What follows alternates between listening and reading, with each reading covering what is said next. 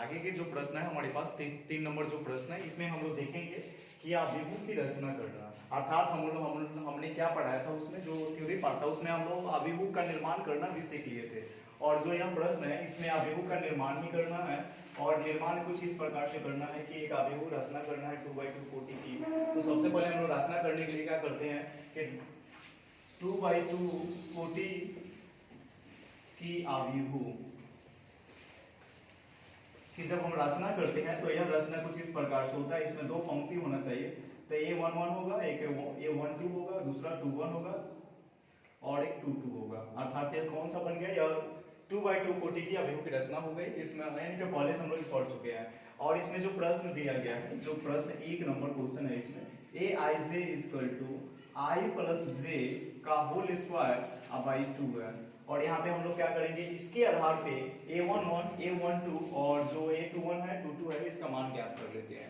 अब देखते हैं कैसे हम लोग ज्ञात करेंगे। तो जो फर्स्ट हमारे पास प्रश्न है वह है A11, और A11 का जब मान ज्ञात करते हैं, जिसमें ऑलरेडी दिया गया है कि I + j को जोड़ देना है और उसका स्क्वायरिंग करना है। तो हम लोग I का मान देखते हैं, तो इसमें I का मान 1 है और J का मान भी है, वह भी 1 है। तो इसको दोनों को जोड़ेंगे और जोड़कर इसका स्क्वायर कर देंगे, और बाटा में क्या है 2 है, तो इसको 2 ही रखेंगे। अब यहाँ हो जाएगा 2 का स्क्वायर बटा 2 अर्थात 4/2, और यह कैंसिल होकर ही कट के जो बचेगा वो 2 हो जाएगा। इसके अलावा हम आगे निकालते हैं वैल्यू, जो वैल्यू है A12 तो 12 का जब मान निकालेंगे तो लिखेंगे 1 + 2 का स्क्वायर बटा 2। जब हल करेंगे तो यह मिल जाएगा 3 का स्क्वायर बाई 2 अर्थात 9/2। इसी प्रकार से हम क्या करते हैं, 21 का भी वैल्यू निकालते हैं। जो 21 का निकालेंगे तो लिखेंगे 2 + 1 का स्क्वायर बाई 2 बराबर हो जाएगा यह 9/2। और इसी प्रकार हम लोग जो लास्ट है इसका जब मान निकालते हैं 2 का, तो हो जाता है 2 + 2 का स्क्वायर बाटा में होता है 2, अर्थात जब 4 होगा 4 का स्क्वायर करेंगे बाटा 2 करेंगे तो ये हो जाएगा 16/2, और यह डिवाइड करेगा तो बच जाएगा कितना 8। और इस प्रकार से यह अवयव निकल गया। और यहाँ पे क्या करते हैं, एक अवयव इसको मान लेते हैं और इसमें वैल्यू को रखते हैं और देखते हैं A11 का मान जो आया था उसको रख लेते हैं A1 की जगह पे, और जो दूसरा है वह कितना है 9/2, और एक और आया है 9/2 और एक 8 आया है। यही क्या हो गया, यही जो अवयव फर्स्ट है, जो भी फर्स्ट जो क्वेश्चन था उसका यह हो गया आंसर। इस प्रकार से हम लोग देखते हैं नेक्स्ट प्रश्न को।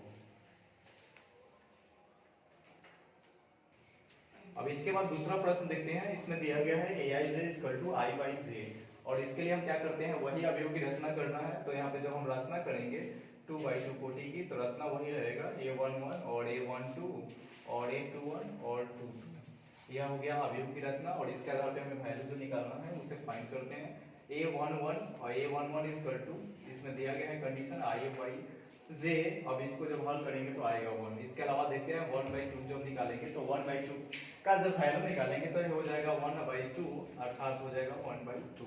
जब तीसरे क्रम पे आते हैं हम और देखते हैं किसको निकालना है 21 का।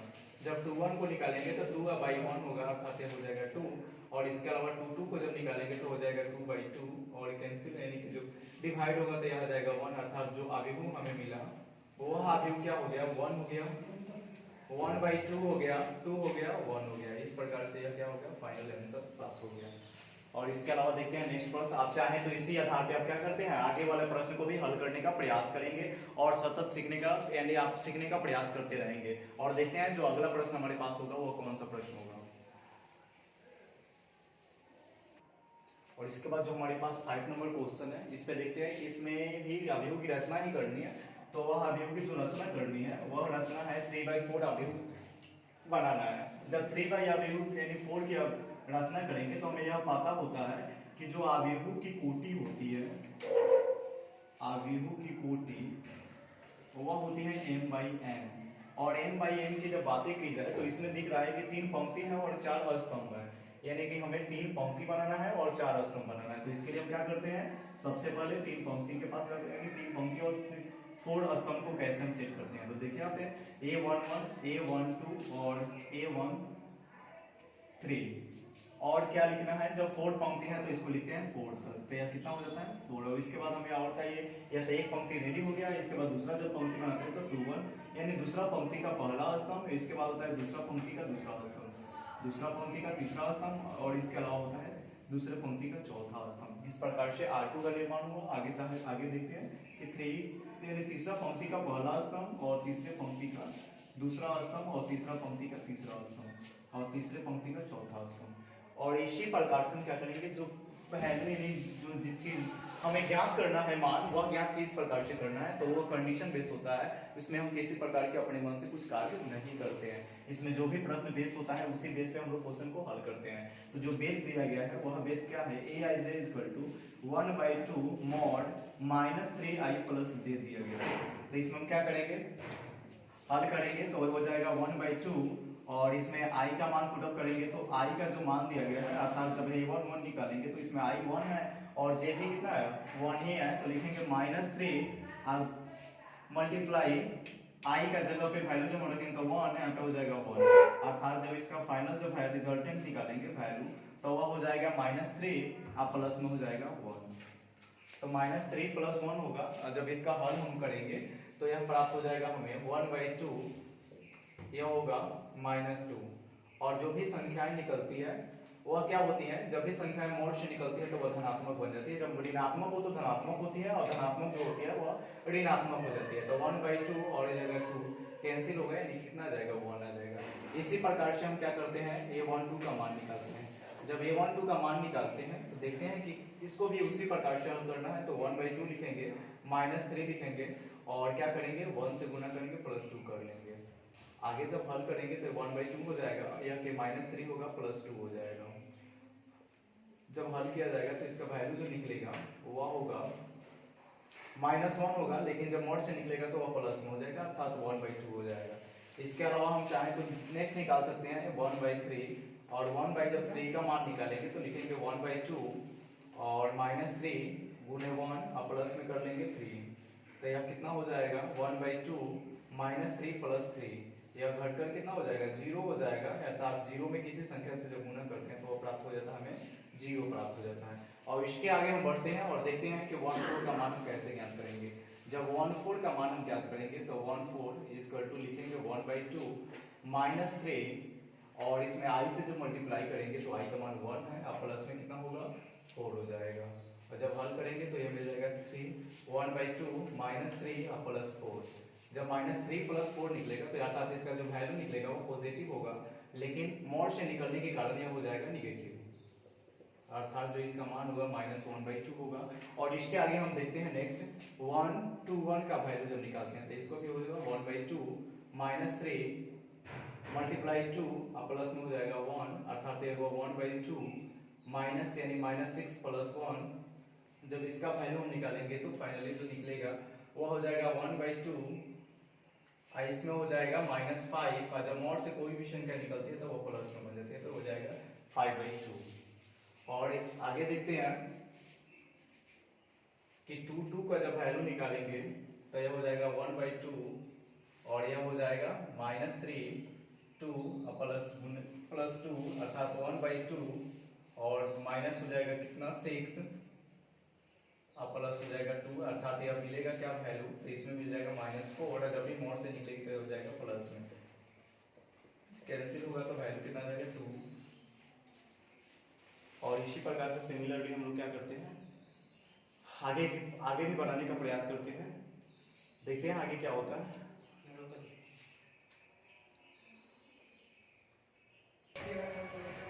और इसमें हम लोग क्या देखें, इस प्रकार से हम लोगों ने 2 3 का निकाल दिए और इसके बाद 2 4 का निकाल दिए और 3 1 का निकाल दिए और इसके साथ ही हमें क्या मिल गया, एक मैट्रिक्स तैयार हो गया। सभी वैल्यू जब पुट करने के बाद हमें यह मैट्रिक्स मिलता है, यही हमारा क्या हो जाता है फाइनल आंसर होता है। इस आधार पे क्या करेंगे, आप कोई भी क्वेश्चन हो, कोई भी जब प्रश्न आता है निर्माण से संबंधित तो आप इस प्रकार से निर्माण करेंगे और निर्माण के बाद जो भी कंडीशन होता है कि कैसे वैल्यू पुट करना है, क्यों कैसे निकालना है, अपने मन से कुछ नहीं किया जाता, उसमें क्वेश्चन ही दिया जाता है, उसी के आधार पे मैट्रिक्स को आप फाइंड आउट करते हैं, निकालते हैं। ठीक है, आगे नेक्स्ट प्रश्न के साथ हम लोग देखते हैं कुछ प्रश्न को हम लोग कैसे हल करेंगे। तब तक आप लोग क्या करेंगे, स्क्रीनशॉट ले लेंगे और नेक्स्ट प्रश्न देखेंगे। और इसके बाद हम लोग नेक्स्ट प्रश्न में x y का मान कैसे ज्ञात किया जाता है इसमें देखेंगे अवयवों में। तो जो अवयव फर्स्ट है 6 नंबर जो हमारे पास प्रश्न है इसमें लिखा गया है कि निम्नलिखित में x y z का मान ज्ञात करें। जब ये प्रश्न दिया गया है तो जब हम इसका सॉल्यूशन करेंगे और सॉल्यूशन में यहाँ देखेंगे कि प्रश्न कैसा है। जो पहला प्रश्न है वह है 4 3 और x5 और इसकी जो कोटि हुआ है वह कोटि है 2/2 की और इसमें दिया गया है y 1 और इसमें यहाँ पे 5 दिया गया है और इसके आधार पे जब हम वैल्यू ज्ञात करते हैं तो देखते हैं कि इक्वल किसके है। जो 4 है तो जो पहला पंक्ति है पहले पंक्ति के इक्वल होता है और सेकंड जो पंक्ति होता है सेकंड पंक्ति के इक्वल होता है। तो इसमें जो 4 है वह किसके इक्वल है तो वह y के इक्वल है। यहाँ से क्या निकल गया जब हम y के वैल्यू निकालेंगे तो यह 4 आ गया और यहाँ से जो दूसरा देखते हैं अर्थात 3 के जो इक्वल है वह क्या है इसे इक्वेशन फर्स्ट मान लेते हैं और जो 3 के इक्वल है वह z है और हम यहाँ पे अर्थात लिख सकते हैं z बराबर 3 अर्थात यह इक्वेशन कौन सा हो गया सेकंड हो गया। और इसके समानांतर यानी सिमिलरली हम क्या करते हैं नेक्स्ट वाले का वैल्यू ज्ञात करते हैं। जो x है x के इक्वल क्या है तो x के इक्वल में है यहाँ पे 1 तो ये आप लिख सकते हैं कि x बराबर 1 है इसे मान लेते हैं इक्वेशन जो थर्ड। और यहाँ पे जो x y ही फाइंड करना था तो यहाँ पे क्या निकल गया x निकल गया और यहाँ पे y का मान ज्ञात हो गया और यहाँ पे देखा गया कि z ज्ञात हो गया। तो अर्थात हम कह सकते हैं कि समीकरण 1 2 तथा 3 से तो समीकरण 1 2 और 3 से हमें क्या क्या मिल गया तो देखेंगे यहाँ x बराबर 1 y बराबर 4 और z बराबर 3 यही क्या हो जाता है फाइनल आंसर बन जाता है। इस यहाँ से हम लोग सीखे x y z कैसे निकालना है। आगे नेक्स्ट जो दूसरा प्रश्न है इसे हम देखते हैं इसे कैसे हल करेंगे ठीक है। और इसमें का जो दूसरा प्रश्न है इसे देखते हैं इक्वेशन बेस्ड है जो लीनियर इक्वेशन होते हैं उसी बेस पे हम इस क्वेश्चन को हल करेंगे। तो इस क्वेश्चन को हल करने के लिए सर्वप्रथम हम देखते हैं कि क्या क्या होता है। यहाँ पे जो x प्लस y है इसके इक्वल में क्या है 6 है तो यहाँ पे हम लिख देते हैं x plus y equal to 6 और मान लेते हैं इसे इक्वेशन फर्स्ट। जो दूसरा इक्वेशन हमें दिख रहा है वो है 5 प्लस z इसके जो बराबर में है यानी 5 है तो इसे 5 को लिखेंगे इक्वेशन मान लेंगे सेकेंड। और थर्ड जो इक्वेशन है वह है xy इक्वल टू कितना है 8 यह इक्वेशन हो गया थर्ड। और यहाँ पे सबसे पहले हम xy का मान फाइंड आउट करेंगे तो कैसे करेंगे तो हम लिखते हैं कि from equation first and equation second यहाँ पे थर्ड कर लेंगे। इक्वेशन फर्स्ट और थर्ड से हम लोग क्या करते हैं एक्स वाई का मान ज्ञात कर लेते हैं। तो हमें पता होता है कि जब एक्स वाई का मान इस कंडीशन में जब दिया गया होता है एक्स प्लस वाई है यदि यहाँ पे एक्स प्लस वाई में क्वेश्चन हो या एक्स माइनस वाई में वो तो साधारण हल कर लेते हैं। लेकिन यहाँ पे कंडीशन है कि एक्स वाई में क्वेश्चन दिया गया है तो इसके लिए हम क्या करते हैं इसे हल करके हम एक्स माइनस वाई का मान ज्ञात कर लेते हैं। तो एक्स वाई बराबर जो दिया गया है वो है 8 और इसके यानी एक्स वाई का मान हमें दिया गया है तो इसे से हम क्या निकाल देंगे एक्स माइनस वाई। तो x minus Y equal to सूत्र होता है कि x माइनस वाई का the whole square equal to होता है x प्लस वाई का होल स्क्वायर माइनस 4xy होता है। और यहाँ से क्या करते हैं हम x माइनस वाई को निकालना ही है तो इसे लिखेंगे x माइनस वाई का whole square x plus Y का जो वैल्यू है वो इक्वेशन फर्स्ट में दिया गया है वह कितना है तो 6 है तो यहाँ पे रख लेंगे 6 का स्क्वायर अब माइनस में लिखेंगे 4 और xy का जो मान है वह कितना है ऑलरेडी इक्वेशन 3 में दिया गया है 8 है तो इसको रख लेते हैं। तो जब भी हम 6 का स्क्वायर करते हैं वो होता है 36 और ये होगा 42 यानी 32 होगा और इसका जब हम माइनस सब्सट्रैक्शन करेंगे तो आ जाएगा कितना 4 और यहाँ से हमें क्या मिल गया x माइनस वाई का होल स्क्वायर इक्वल टू 4 और x माइनस वाई हल जब करेंगे तो यह हो जाएगा कितना रूट अंडर में 4 हो जाएगा और x minus Y equal to मिल जाता है 2 और इसे हम क्या मान लेते हैं इक्वेशन 4। और यहाँ पे जब हल करेंगे तो लिखेंगे अब यहाँ से x y का मान फाइंड आउट करते हैं तो देखते हैं कि लिखते हैं from equation first and equation जो अभी वाला इक्वेशन प्राप्त हुआ x माइनस वाई का इसे रख लेते हैं और देखते हैं यहाँ पे x plus Y equal to 6 दिया गया है और x minus Y equal to जो दिया गया है वह कितना है 2 है। और यहाँ पे जब इसका हल करेंगे तो इसे मान लेते हैं 4 है तो यहाँ पे जब हल करेंगे तो माइनस वाला पार्ट कट जाएगा तो जब भी संख्याएं जो होती है और समान होती है तो इसमें जोड़ दिया जाता है तो हम जब जोड़ेंगे तो हो जाएगा 2x और यहाँ पे हो जाएगा 8 तो जोड़ेंगे तो x बराबर जब वैल्यू फाइंड आउट करेंगे तो हो जाएगा 2 से डिवाइड होगा x का मान 4 आ जाएगा और x का मान क्या करेंगे इसे मान लेते हैं इक्वेशन कौन सा है फर्स्ट और ये इक्वेशन कौन सा है इसे मान लेते हैं सेकेंड या 4 ही मान लेते हैं। तब इसे से जब हल करते हैं तो आप लिखेंगे putting the value of x in equation equation 4, और इक्वेशन जो 4 है वह है x माइनस वाई बराबर 2, और जब x का मान रखते हैं इसमें x माइनस वाई बराबर हो जाता है 2, और माइनस वाई बराबर हो जाता है या प्लस है उस पार्ट आएगा तो माइनस हो जाएगा, 2 में से कितना घट जाएगा 4, तो माइनस वाई बराबर हो जाएगा माइनस 2 और y बराबर हो जाएगा 2। यहाँ से क्या मिला हमें हियर, यहाँ पे देखते हैं x बराबर 4 मिला और y बराबर 2 मिला, यही हो गया हमारा क्या फाइनल आंसर हो गया।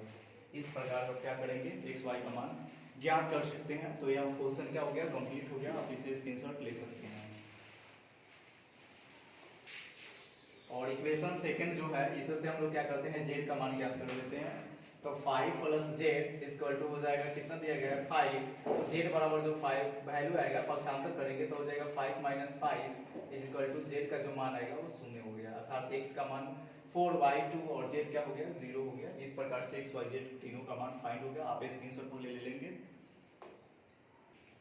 और जो नेक्स्ट जो 6 नंबर प्रश्न है इसमें का तीसरा जो हम प्रश्न देखते हैं वो उसको किस तरह से बनाना है। तो जिस तरह से हम लोग दूसरा प्रश्न रैखिक बहुपद के आधार पर रैखिक समीकरण के आधार पर बनाया था उसी आधार पर इसको भी हम कर लेते हैं। तो सबसे पहले हम क्या करेंगे, x plus Y plus Z equal to रख लेते हैं 9 और इसे मान लेते हैं इक्वेशन फर्स्ट।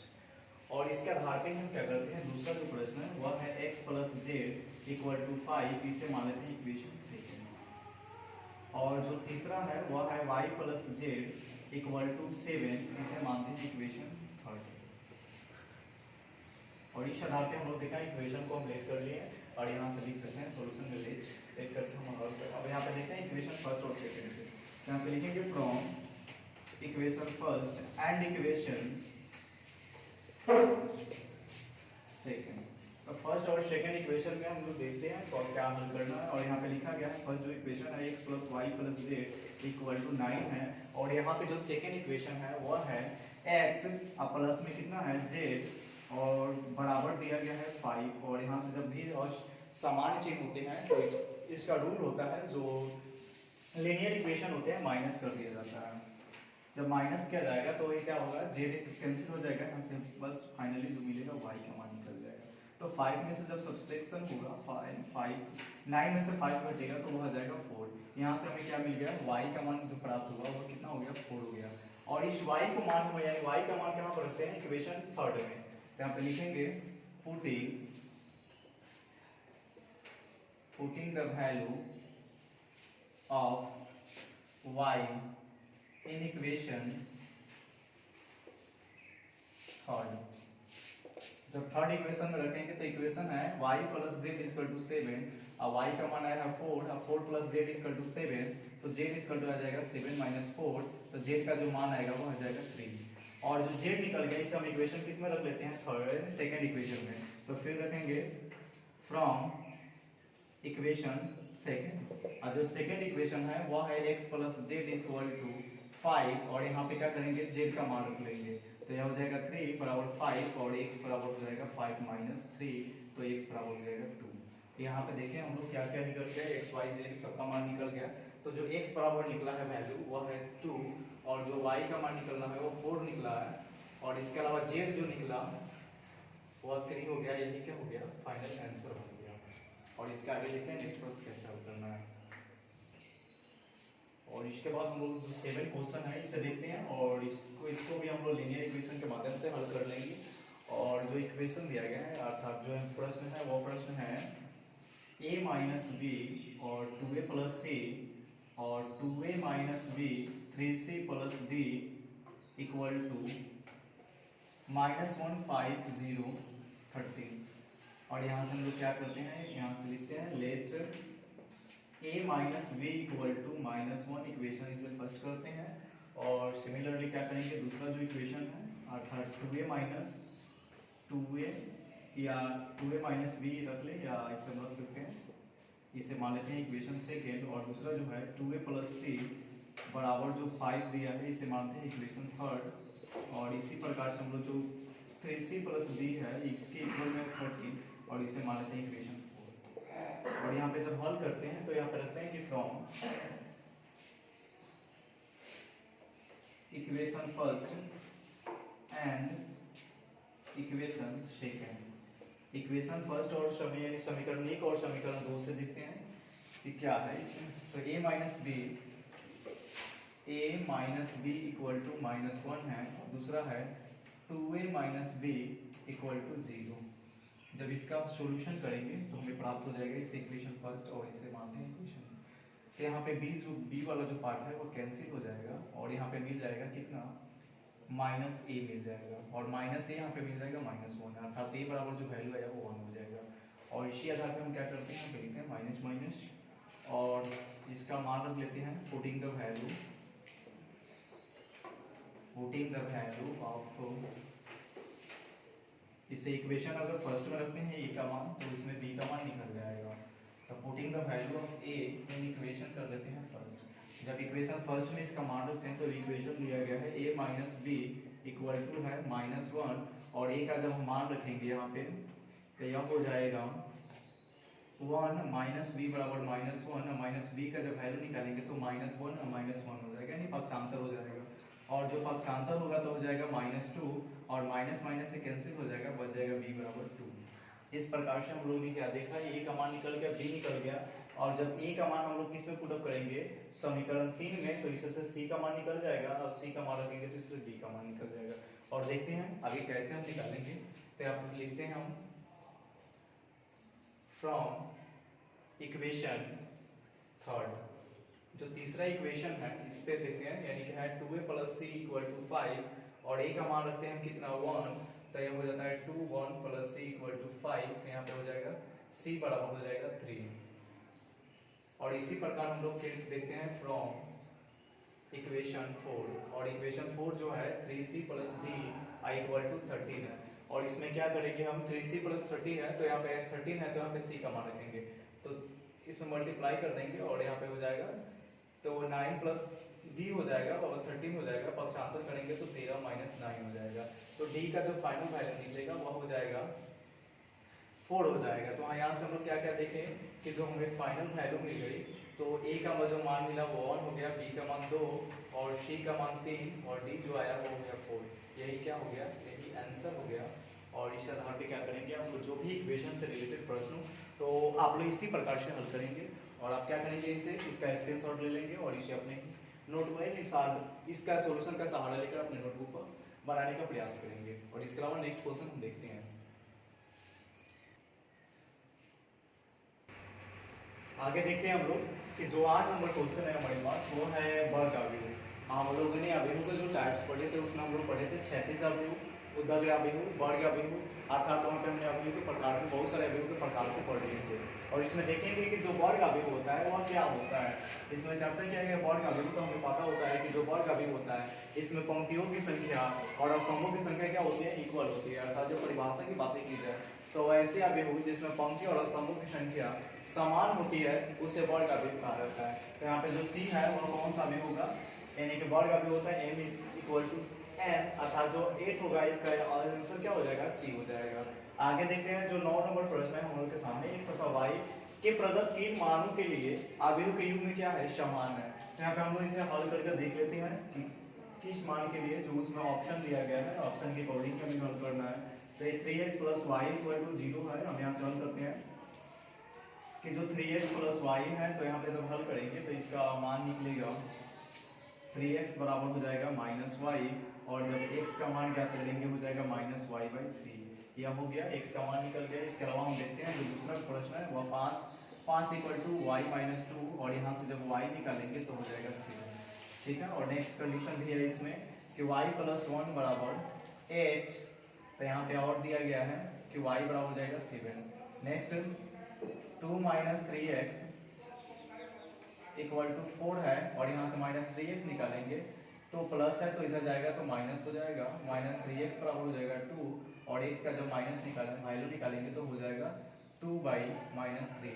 यहाँ पे हम लोग क्या देखें, यहाँ से वो x निकाले और यहाँ से y निकाले, यहाँ से भी निकाले। इसे मान लेते हैं इक्वेशन फर्स्ट, इक्वेशन सेकेंड, और इसे इक्वेशन कर लेते हैं थर्ड, और इसे इक्वेशन कर लेते हैं फोर्थ। और यहाँ पे देखते हैं ऑप्शन क्या क्या है। तो जो ऑप्शन है, ऑप्शन जो है वो देखेंगे कौन कौन से ऑप्शन से युग्म समान है।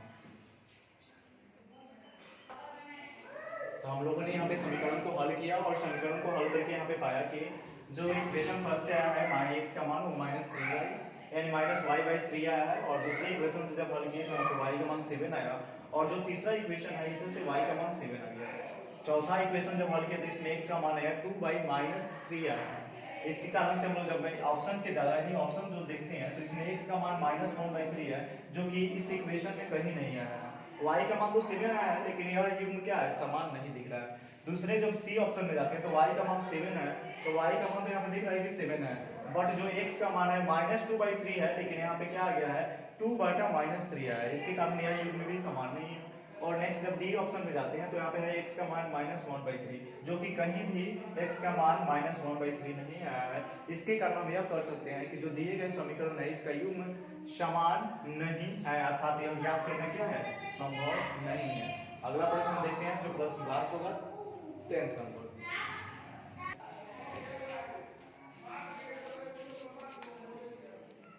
प्रश्न छूटल बा।